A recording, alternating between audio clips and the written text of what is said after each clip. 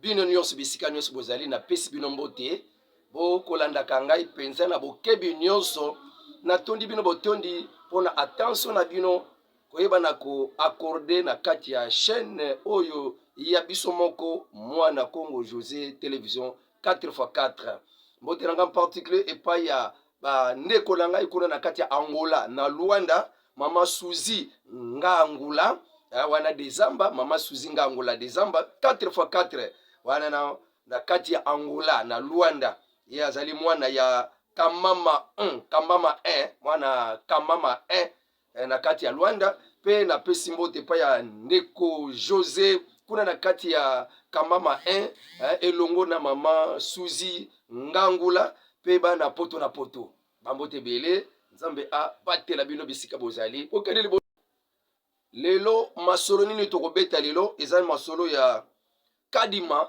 met fin au débat. Kadima inflige un chaos à l'opposition. Premier sujet tokobeta wana. Sans oublier vous avez la chaîne Mwana Congo José télévision 4x4. Abonnez-vous pour l'émission. Vraiment je suis reconnaissant à vous. Dès que vous kabula kaba émission, vous s'abonner et comment les gens s'abonnent. Vraiment je suis très ravi de joie pour votre travail.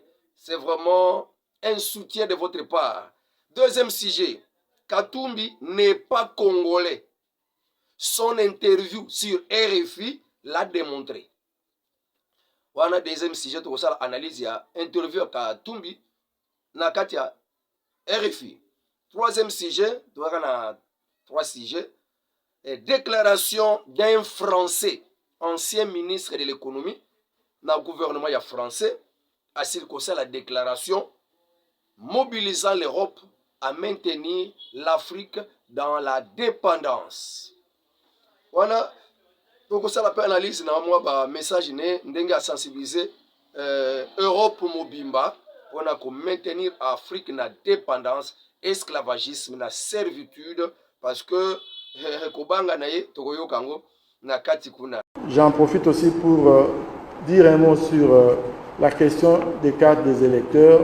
Nous savons qu'il y a des problèmes à ce sujet, mais la CENI, en plus de délivrer les duplicata, nous profitons pour rassurer l'électorat que toute personne ayant été inscrite aura l'occasion d'exercer son droit de vote. En d'autres termes, que les gens se présentent avec leur carte, quel que soit son état, parce que pour être électeur, il faut être inscrit sur la liste des électeurs. Donc, que ceux qui ont des problèmes avec leur carte ne soient pas découragés, qu'ils viennent, ils seront pris en charge et ils seront en mesure de voter, quel que soit l'état de leur carte. Et même s'ils ont perdu leur carte, on pourra toujours retrouver leur nom sur la liste. Seni alobi moto nyonso abungisa carte lokola ye déjà asanrola kombo ezali akende kaka alobake ngai na bungisa carte kombo na ngatel bakoluka kombo na ye ekomona na pe akovote na ye carte o ebungi ba écrit problème ezate kende lakisa carte na yo ebunga ba écrit bakotala kombo na yo photo eza déjà obakanga kuna problème kozala te donc makambo ba opposa bakende ko kotela no ba requête na bango na cour constitutionnelle na mai wo. Parce que pour les opposants, Essengeli, Cour constitutionnelle a déclaré que non, l'élection est causée à la sous-souté et Mati est causée à la sous-souté dans Mokolango il y a le 20 décembre. Mais Bayo Kaka na Mokola, le lo Oyo Tozali fallait Neseni, Cour constitutionnelle a déclaré ce qui et à Bango Bazo Bando souhaitait que Cour constitutionnelle a commencé. Lobby Kaka déjà jeudi, il y a les 14, Cour constitutionnelle a se prononcé à lobby, requête Nabino est recevable mais non fondée. Babouaki Kisiango, donc tu vois qu'il y a une élection. Quand il m'a confirmé, le 20 décembre 2023, élection et Kozala. Biscanio sur Makambo, il y a un déploiement et Talibinoté. Binobo qui n'est qu'à vote na élection le 20 décembre. Donc, Boyoka Makambo me soutient que tout ça déjà à 3 jours, à 4 jours, à 5 jours, il y a élection. Basaka n'a pas doute que l'élection est Kozala. Bakabandoki. Alors, pour la Makambo, il y a une carte d'électeur et Talinango, sous problème. tokende kaka ebungi baekri kende nango kaka ndenge wana o ebunga kende kaka lokola osanrola na yo kende kozala problème te okovote na yo wana nde makambo oyo président ya seni asili koyebisa biso makambo mosusu cour constitutionnel toyoki résultat na ye asili kopesa déjà donc ya kozela o tozela cour constitutionnel bisika nyonso bakongomani bozalaki résultat ya cour constitutionnel mpo alobaka non seni alematisa bamikolo eza te ok je crois boyoki mpe boza bien positionné yango nalobi kadima met fin au débat et kadima inflige un chaos à l'opposition oyo basepelaki ke seni cour constitutionnel a déclaré réellement report ya baélection peut-être mboka ekende na transition mboka ekende na ba 1+2 esimbi te tokende na biso na baélection ok deuxième sujet na biso na ntina ya Katumbi n'est pas congolais. Son interview na RFI l'a démontré, l'a révélé. Ok, voilà toko kende sikoyo na makambwango. Ah, mama Suzy, Ngangula Dezamba 4x4, Mbotebele. Alors, M. Katumbi na discours na boyoka ngonan. Avant banda analyse, hein, boyoka ki angote. Natielo nano mwa discours wana mwa interview wana ya Katumbi na RFI yoka ngona bien. Moïse Katumbi, bonjour. Bonjour. Vous promettez de mettre fin à la guerre qui sévit à l'Est depuis 30 ans, mais si vous êtes élu, qu'est-ce que vous ferez de mieux que Félix Tshisekedi pour redresser la situation militaire? Vous savez, j'ai d'abord un programme pour redresser la situation militaire parce que M. Tshisekedi a oublié l'armée. L'armée d'abord est très mal payée, nos militaires ne sont pas motivés. Si un militaire touche moins de $100, pour moi, on doit résoudre ce problème d'abord de salaire, on doit équiper l'armée. Nous avons de très bons militaires, mais très mal payés, donc démotivés. Et si vous êtes élu, vous allez augmenter la solde des militaires de combien? Si je suis élu, je vais augmenter leur salaire et les fonctionnaires de l'État et tout le monde. Parce que l'argent est là. Pour le moment, vous voyez que nos députés à nous touchent plus ou moins $25 000 par mois et qu'un militaire touche moins de $100. Donc ça démotive même nos militaires. Au lieu d'aller chercher des mercenaires qui nous coûtent plus de $9 000 par mois et que le militaire touche moins de $100, c'est un problème. Je n'ai pas les chiffres en tête, mais les militaires seront bien rémunérés. Le président Tshisekedi compare son homologue rwandais Paul Kagame à Hitler et l'expansionnisme du Rwanda à celui de l'Allemagne nazie. Est-ce que vous êtes d'accord avec cette comparaison? Vous savez, moi je crois le plus important pour nous, si nous avons une très bonne armée, si notre armée est respectée, les pays voisins vont aussi nous respecter parce que pour le moment le problème c'est quoi? Nous avons un président qui pleure chaque jour. Ce n'est pas en pleurant ou en attaquant qui que ce soit Kagame ou aux autres, il faut passer à l'action. Si quelqu'un me provoque, je dois me défendre. Donc pour moi, ce qui est important, c'est avoir une efficacité. Donc l'armée doit agir, on ne doit pas pleurer, dire la faute est à l'autre. Non, on a tellement pleuré qu'on ne nous respecte plus. Si vous êtes élu, vous promettez la fin de la pauvreté, mais justement, Moïse Katumbi, la gratuité de l'école primaire, est-ce que ce n'est pas à mettre à l'actif de Félix Tshisekedi sur le chemin de la lutte contre la pauvreté? Monsieur Boisbouvier, la gratuité n'existe pas. Comment voulez-vous? Je vous donne l'exemple de la ville de Kinshasa. Le salaire d'un enseignant, c'est 247 000 francs. C'est plus ou moins $85. Le loyer d'un enseignant est de $80. Donc il lui reste $5. Donc cette gratuité n'existe pas. Les enfants sont chassés à l'école et on est encore en train de rançonner le parent. Et tous ces enfants sont chassés de l'école. Donc partout où je suis passé pendant la campagne, j'ai posé la question si la gratuité réellement existait au Congo. Elle n'existe pas.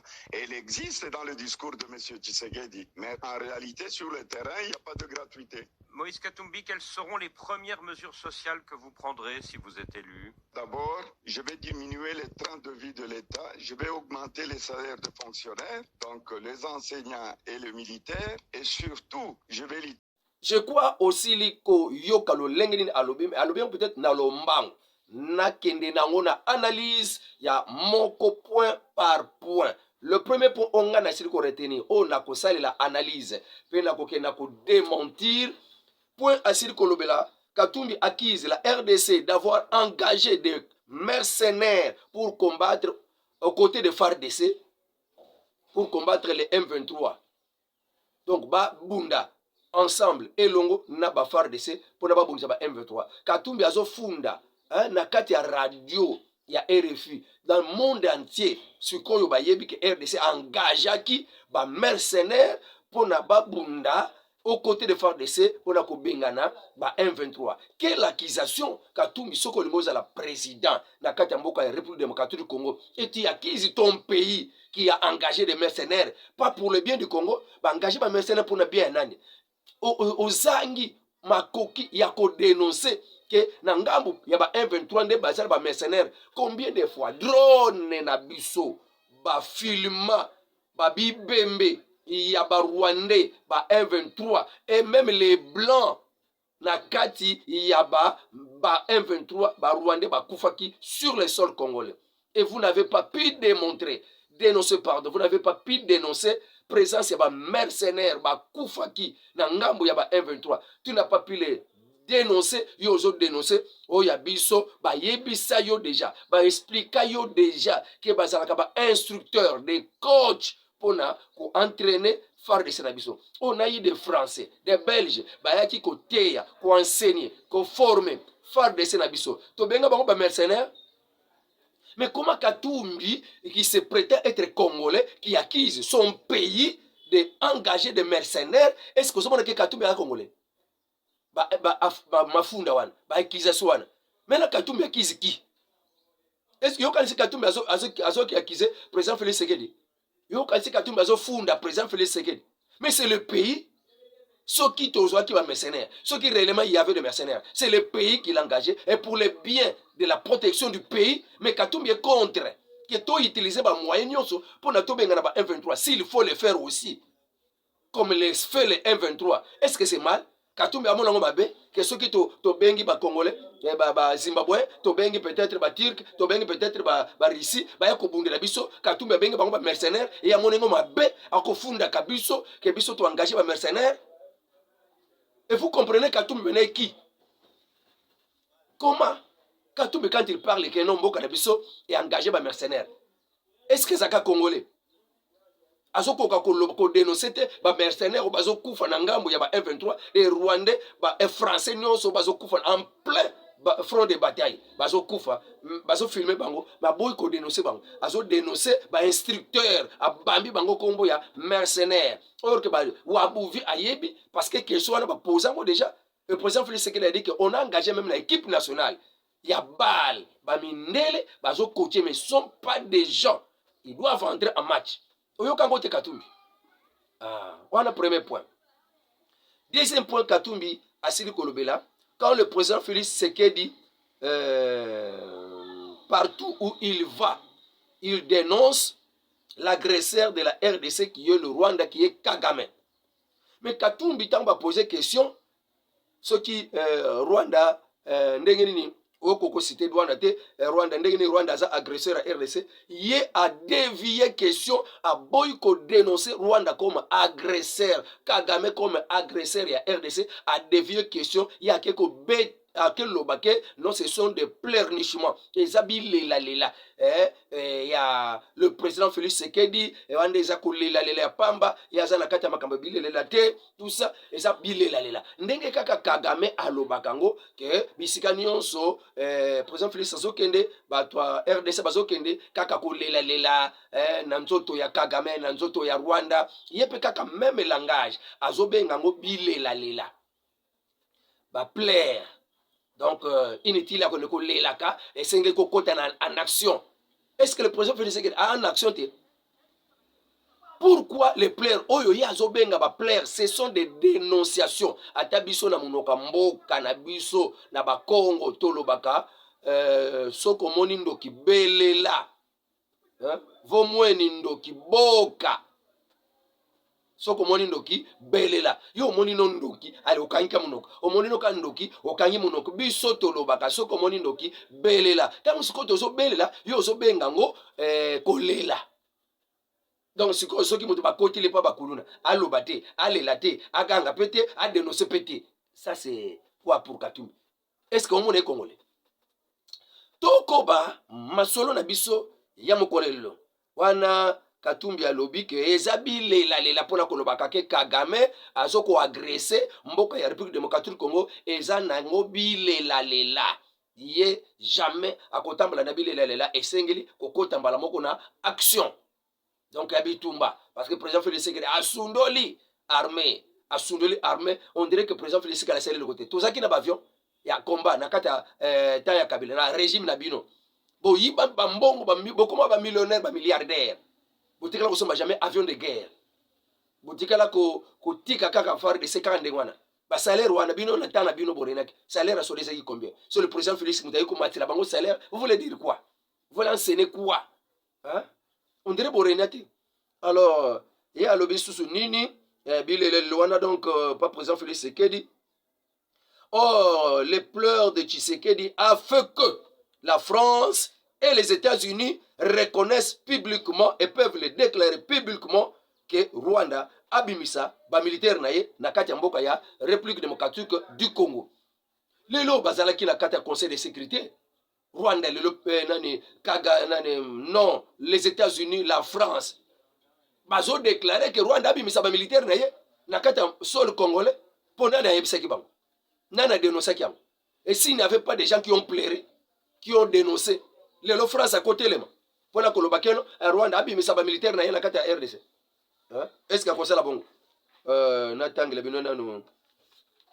Déclaration ya ba français wana oyo tamba kenda ki na Conseil de sécurité. La France insiste sur le respect de l'intégrité territoriale de la RDC. Oyo et déclaration ya envoyé spécial ya France na Nations Unies. Ne azuma loba liboso na Renault na bango basaki langwa Conseil de sécurité. Bazolo ba pona RDC a lobby la France insiste sur le retrait sur le respect de l'intégrité territoriale de la RDC. Exhorte Azolendisa Rwanda de Paul Kagame à retirer ses soldats de la RDC qui opèrent au Nord Kivu. Le 1-23 doit cesser les offensives et retirer ses troupes pour le cantonnement. Le Rwanda doit retirer et mettre un terme au soutien au 1-23 et faire sortir ses militaires sur le sol congolais. Nataya Mobutu, pardon, Nataya Kabila, le fils, Nataya Kabila, Nataya régime Oyoyo Katumbi Moïse, Boreniaki. La déclaration boy. Les Alliés na Nations Unies. Batu bayebaki kutu biloko ba Congolais bayebaki. Que ba militaire congolais bazala kata RDC. Ba militaire rwandais bazala kata RDC. Tozaki na makoki ya ko fiatula. Oh, je disais que est-ce que France lelo azo déclarer makambo yo. Na kala bazaki na makoki ya ko déclarer no soki ilela izala kate. Soki to kenda kate na ba chaîne ko loba lobaka, ko lela lelaka. Ko belela ka bandoki. Surtout ça la Kangote. Lelo France a commencé la déclaration publique. Liboso na Conseil de sécurité. Donc bilela wana e botimbouma. Oyo Katumbi azobenga bilela e botimbouma. Mais Katumbi azobenga bilela. So moni ndoki belela e Katumbi aboyi ko belela ndoki. C'est pour dire bangona ndoki bazandenge moko. Bangona ndoki bavanda baliaka balalaka mbetu moko. Comment ozokoka ko dénoncer te question azo dévier yango. Donc, moni denge makambo ezali, comment la France est en train de dénoncer que ba militaire et rwandais babima na sol congolais, c'est que à partir de bilela moko boye salamaki. So bilela wana ezali lokola na ta Kabila, bilela wana ezali kité.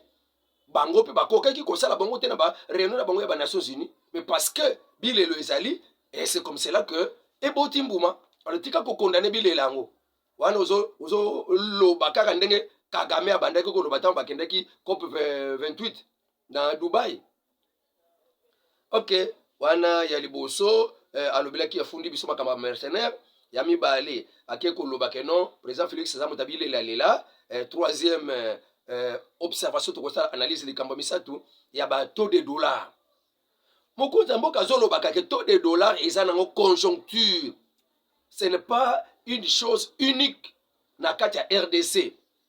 Nalingi bandeko bazana Angola, Tanzanie, Zambie, Kenya, même na Rwanda, bandeko bazako na bazoyo kangai batindela ngata audio bango pe baloba comment dollar ezala bamboka na bango comme ça na kolekisa ba audio wana na kati ya chaîne bato bayeba ke réellement makambo Katumbi asili koloba ezala ngo na tina moko te makambo dollar eza kokosa bato makambo komata dollar ezaka na RDCT na bamboka Tanzanie bamboka ya Uganda bamboka nyonso wana ba dollar ezaka ya komata na Angola bande kwa Angola vraiment bosa la ngana tama audio boye bisaka est-ce que bino dollar ezaka kokita par rapport à ndenge ezalaki to eza pe komata quand même hein parce que bazoko Katumbi alobi non dollar eza komata akutaki yango na boye siko eza fade banda na 2005 ans déjà dollar eza fade bon bangola bato Angola bayebisanga nanu bino ekomi fade banda mokolo nini comme ça to comparer na biso ya 5 ans mutakoki ka ko maintenir dollar fade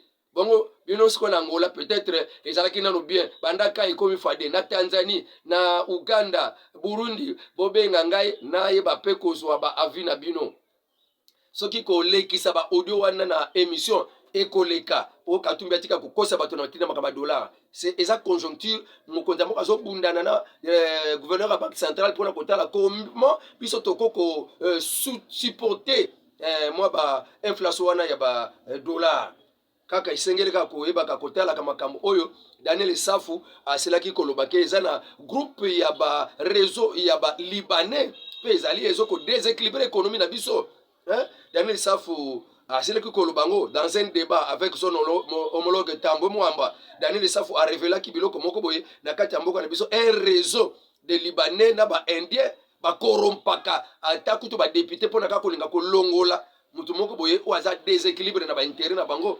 lokola ministre wana ya économie ya kala pe bango wana baza ba responsable na ba blanchiment d'argent donc kozoba mbongo ezouta na nzela moko ya mabe kokoti yango na circuit normal ezo déséquilibré pe économie na biso bato aboyende tokosenga gouvernement congolais asatele pona ko tia bango hors d'état de nuire parce que esali na bango wana kozwaka mbongo na koteka ba rein na koteka ba minere ya kotiangisa makila mbongo wana bazozwaka ebele wana ale ezo kokota na kati ya circuit normal na ba banque na biso normal ezo déséquilibré économie eko sala pe mabe na kati ya mboka to mafunda ya Daniel Safu batala ngo bien na pain victoire wana eza société ya bango na réseau na bango pona kokosa ke bango bazoteka mapanzoka revenu na bango eza ya côté musubaza bato ba blanchiment d'argent alors Katumbi lobeli makamba dollar wana to pese déjà réponse que ça na conjoncture eza ba mboke beli kaka pona bisoté Katumbi lobi il a un plan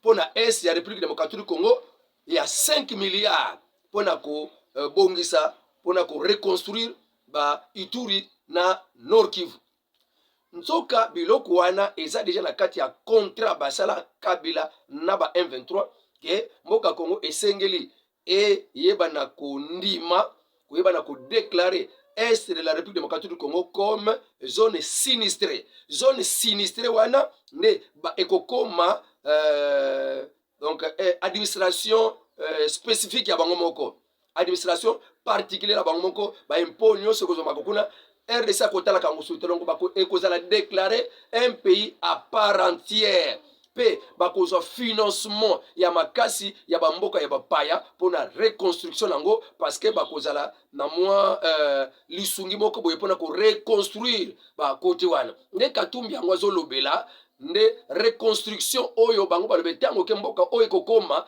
mboka un pays par entière et kokoma un pays en dehors de la République démocratique du Congo. Il y a un financement qui va préparer déjà d'après les accords de 2013 et 23 avec le gouvernement congolais pour financer côté wana ba reconstruire côté wana nyonso bakosala ka RDC à côté la kangote omona déjà esika Katumbi siko azolobela nde yangwana. Alors, des plans yangwana pour kokomisa côté wana indépendant, kokomisa côté wana pays mobimba Kivu et comme royaume Kivu pays indépendant du Kivu nde wana mbongo wana siko ko servir bango. Non, mon plan na ye ya ko diviser Congo, ya ko balkaniser Congo. Alors pour la popularité, la ndeba campagne batunier, alors le président Félix Tshisekedi est le candidat le plus faible de tous les candidats, n'a pas 25 candidats. Le président Félix Tshisekedi est le candidat le plus faible. Donc, yende mutazo ko le devant, liboso na ba candidat nyonso, yende mutazo vraiment, etala ba campagne na ye, batu baza full, nzo kampia kazo sala. mais bacaméra na ye multiplier batou batinda ba l'étranger kuna ba yeba ke Katumbi azosala mosala. Or que sur terrain en réalité azosala ba mpiaka tala na mwanda makambo asalaki azotinda garde abeta mutu abatu ale bango moko ba policier ba ko beta masasi pona ba déranger pona ba boma batu ba lobaka ke non ba soda ya président Félix Tshisekedi ba bomi batu mona plan ya Katumbi ndenge zali yango ba yini na Congo central. Alors alobi pona makamba popularité alobi que les vrais opposants ce sont les peuples population et yini président Félix Tshisekedi et boy kutu ko sepela na ye yango batengami na bango epa na ye population oyo bazo yamba président Félix Tshisekedi lokola ange tala na yebisa yo Katumbi même si il y a des faiblesses na régime ya président Félix Tshisekedi oyo eleki mais liboso na yo na président Félix Tshisekedi yo mupaya na président Félix Tshisekedi peuple congolais amoni ke malamu kozongela kaka confiance et pas ya président Félix Tshisekedi au lieu ya couper sa confiance et pas ya un étranger qui n'a rien à voir avec la RDC kana mutu na ye ko kabola ko bomba ko panza. Voilà. Yango batu baboye na bango ko pesa confiance pas ya Moïse Katumbi parce que d'abord c'était un étranger qui n'a rien à voir avec le Congo. Oyo na Angola ebele baso kanga kuna. Ebele baso kanga kuna na Angola na minduki. Bona bakota na kata RDC batinda milanani basolo bake batinda mipana ye. Katumbi azolo bake ye bazo qualifier le kola candidat de l'étranger. Mais ni ne sotinda ke président Félix Tshisekedi alobaka ke Katumbi aza candidat de l'étranger pona nini ya zangi bilan. Pona zana bilan te. Yango wana soke le koloba bilobela Katumbi candidat de l'étranger pour azana bilan te. Est-ce que le président Félix Tshisekedi n'a pas de bilan? Bah tous les makamba passeport. Bah le binga jamais natikala kozwa passeport zambien. Awangani yango. Donc opposant ya Zambie alobaki le kuta. Quel quel mensonge Katumbi azana. Ya lobi que il a utilisé un passeport zambien pour voyager. Jamais. Je n'ai jamais utilisé un passeport zambien pour voyager.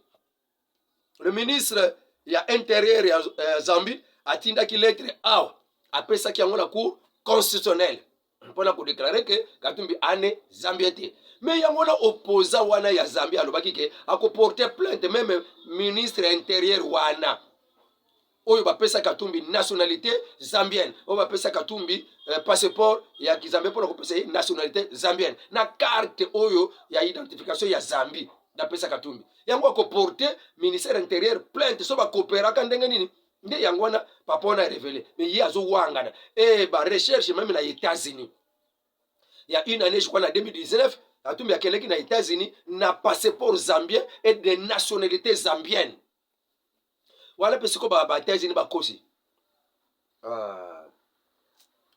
pona ba élection ba tuni pona makambo ba élection kuna makambo ya passeport alobi ke non Tshisekedi lokola zangi bilan yango azokende kubimisa biloko. Est-ce que Tshisekedi mutabimisa biloko? Opposant zambien mais il y a zo babango siko pa président na biso Félix Tshisekedi atuni makambo ya élection alobi que on ne croira que le résultat venant de affiché sur le bureau de vote. Ba élection tango kosala bango bakondima kaka ba élection o ba conficher na ba bureau de vote. Question Katumbi donc à Kotinda ceux qui combien de bureaux de vote est dans toute la République. Katumbi siko Kotinda ba observateur dans chaque bureau à Kokoka à Kotinda bango à recruter bango wap ana kisa sazo recruter bango wap siko est-ce que résultat o ba fiché na bureau wana allez et kena senité ya zui mbala moko asangisi yango amisalili résultat pe amibengi président ezalaka na mboka soki mutazana mutu ya maboma en tout cas faut pas me mettre na CNPP. Comment mutazolo bakengai na koyoka kaka résultat oyo ko uta na ba bureau de vote siko seni ba résultat ko sala ko zwango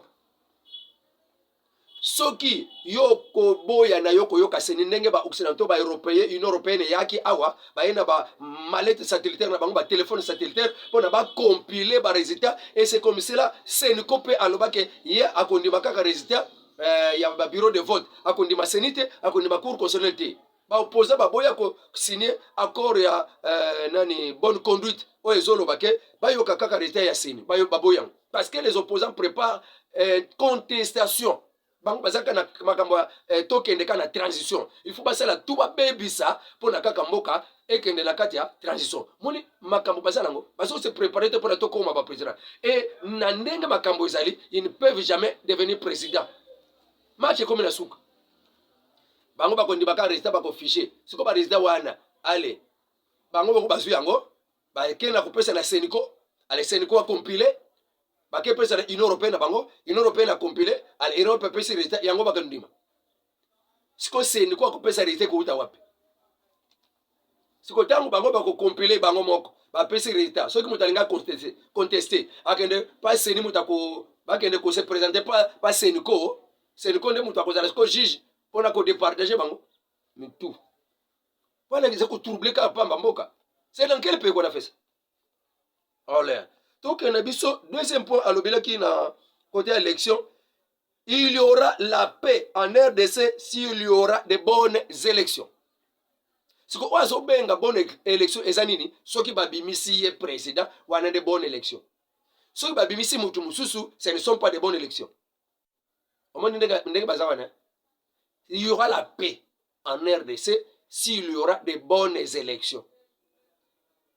S'il y aura la paix. Donc, c'est déjà dans la menace, c'est bien. En cas de mauvaise élection, le pays sera divisé. On m'a menacé toute la République pas vendre bakangiyete. Ah, attends liberté d'expression non non non. On ne peut pas marcher comme ça, la liberté d'expression. Quelqu'un qui menace la République. Bon, tout est la caisse. Mais bilan, il y a chef de l'État. Ce que l'on dit, mango, te faut à la ndoki. Mouta longo le budget à 4 milliards dans 5 ans, a commission 16 milliards. Wamabeka.